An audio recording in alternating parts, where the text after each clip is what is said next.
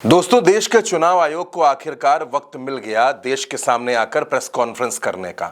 देश में लोकसभा चुनाव खत्म हो गया और नतीजों से पहले चुनाव आयोग ने प्रेस कॉन्फ्रेंस की, लेकिन इस चुनाव आयोग की प्रेस कॉन्फ्रेंस में कई दिलचस्प बातें देखने को मिली। हम लोगों को यह भी पता चला कि चुनाव आयोग को यह नहीं पता कि मई और जून में भारत में गर्मी होती है, और शायद इसीलिए चुनाव आयोग ने यह कहा कि चुनाव 1 महीने पहले हो जाना चाहिए था। और यह हमारी पहली लर्निंग है। लर्निंग पूछी तो हमारी इसकी बार की 3 लर्निंग है। ये भी हम अपफ्रंट एडमिट करते हैं। चुनाव हमें कम से कम 1 महीने पहले खत्म कर देना चाहिए। इतनी गर्मी में नहीं जाना चाहिए। This is one learning for us. अब देखिए, चुनाव आयोग को यह लग रहा है कि गर्मी बहुत ज्यादा हो गई। गर्मी की वजह से चुनाव में जिस तरीके की हम लोगों ने घटनाएं देखी, चाहे मिर्जापुर में होमगार्ड्स की मौत हो, गर्मी से बेहोश होते मतदान कर्मचारी हो, मतदाताओं की मौत की खबरें भी आईं, और अब चुनाव आयोग कह रहा है कि उनसे यह गलती हुई कि चुनाव थोड़ा ज्यादा लंबा खिंच गया। खैर, चलिए ये बात भी उनकी मान ली, लेकिन कुछ सवाल जिनके जवाब चुनाव आयोग को देने चाहिए थे, उनको तो चुनाव आयोग टाल गया, सिरे से खारिज कर दिया। जैसे जब चुनाव आयोग से यह पूछा गया कि सूरत में जब चुनाव हुआ तो ईवीएम में नोटा का बटन क्यों नहीं था, तो चुनाव आयोग गोल मटोल करके निकल गया। चुनाव आयोग से जब यह सवाल हुए कि इस चुनाव में धर्म के आधार पर ध्रुवीकरण क्यों देखने को मिला, क्यों धर्म के नाम पर इस तरीके की घटनाएं हुई, चुनाव आयोग उस पर भी नहीं बोला।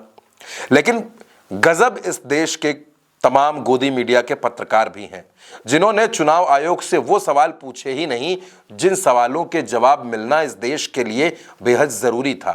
और चुनाव आयोग शेरो शायरी सुनाता रहा। मतलब हर चीज के लिए चुनाव आयोग शेरो शायरी निकाल कर लाया था। चुनाव आयोग पर जब कोई आरोप लगा दे, जब कोई प्रश्न चिन्ह खड़े कर दे, तो उसके लिए भी शायरी थी। और देश में जो लोकसभा चुनाव हुआ, इसमें जिन मतदान कर्मियों ने ड्यूटी की, जिनकी ड्यूटी लगी, उनके लिए भी चुनाव आयोग के पास शायरी थी। वो शायरी भी सुनिए। गुलशन की खूबसूरती फूलों से है, माली की बात कौन करता है। गुलशन की खूबसूरती फूलों से है, माली की बात कौन करता है। लोकतंत्र में जीत हार जरूरी है, मगर तुम्हारी बात कौन करता है। आजकल इल्जामातों का दौर बुलंद है, तलखियों का बाजार गर्म है। आजकल इल्जामातों का दौर बुलंद है, तलखियों का बाजार गर्म है। पंच को पहले ही घेर लो यानी पेशबंदी। पंच को पहले ही घेर लो यानी पेशबंदी। मंजूर है इल्जाम लगाओ हम पर, शर्त इतनी कि साथ में सबूत भी हो। गोया कोई तो बात है, हर बार मुद्दई वही, कचहरी वही, गवाह कोई नहीं। गम का इलाज, शक का इलाज तो हकीम लुकमान के पास भी नहीं। लेकिन दोस्तों, शायरी तक तो बात ठीक थी। चुनाव आयुक्त तो पहले भी शेरो शायरियां सुनाते रहे हैं, लेकिन सवाल यह है कि उनसे ये सवाल क्यों नहीं पूछे गए कि चुनाव के दौरान जिन लोगों ने हेट स्पीच दिए उन पर क्या कार्रवाई की गई। जब चुनाव आयुक्त राजीव कुमार ये बात कह रहे थे कि सभी के हेलीकॉप्टर की जांच हुई, पूरी तरीके से पारदर्शी चुनाव रहा, तो फिर उनसे ये क्यों नहीं पूछा गया कि भारतीय जनता पार्टी के दिग्गज नेताओं के हेलीकॉप्टर की जांच क्यों नहीं हुई। कभी कभी बीच में आप लोग चलाते थे कि किसी का हेलीकॉप्टर चेक कर लिया। कोई इस कंट्री में नहीं बचा ऐसा जिसका कि हेलीकॉप्टर चेक ना हुआ। और दोस्तों, जैसा कि पहले भी हमने आपको सुनवाया, चुनाव आयोग ने खुद माना कि चुनाव 1 महीने पहले खत्म हो जाना चाहिए था। तो अब सवाल तो यह भी बनता है कि आखिर जितनी मौतें हुई इस चुनाव के दौरान, उन मौतों का जिम्मेदार कौन होगा। चुनाव आयोग ने यह क्यों नहीं बताया कि आचार संहिता के मामलों में भेदभाव क्यों किया गया, आचार संहिता के मामलों में पारदर्शिता क्यों नहीं रही।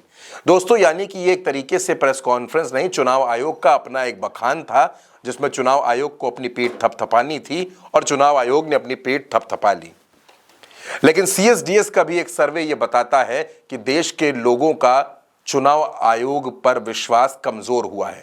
2019 में जो भरोसा 50% से ज्यादा था, वो अब 30% से भी नीचे चला गया है। और ये चुनाव आयोग के लिए एक गंभीर बात है। वो चुनाव आयोग जो इस देश में सारे चुनाव करवाता है, देश की जनता को उसी चुनाव आयोग पर कतई विश्वास नहीं रह गया। और वो चुनाव आयोग ये बताता है कि सोशल मीडिया पर हमारे मीम्स चलते हैं। वो चुनाव आयोग शेरो शायरी सुनाता है। वो चुनाव आयोग इस तरह से प्रेस कॉन्फ्रेंस में आधे अधूरे सवालों के अधकच्चे अधपक्के जवाब देकर अपनी जिम्मेदारी से मुक्त हो जाता है।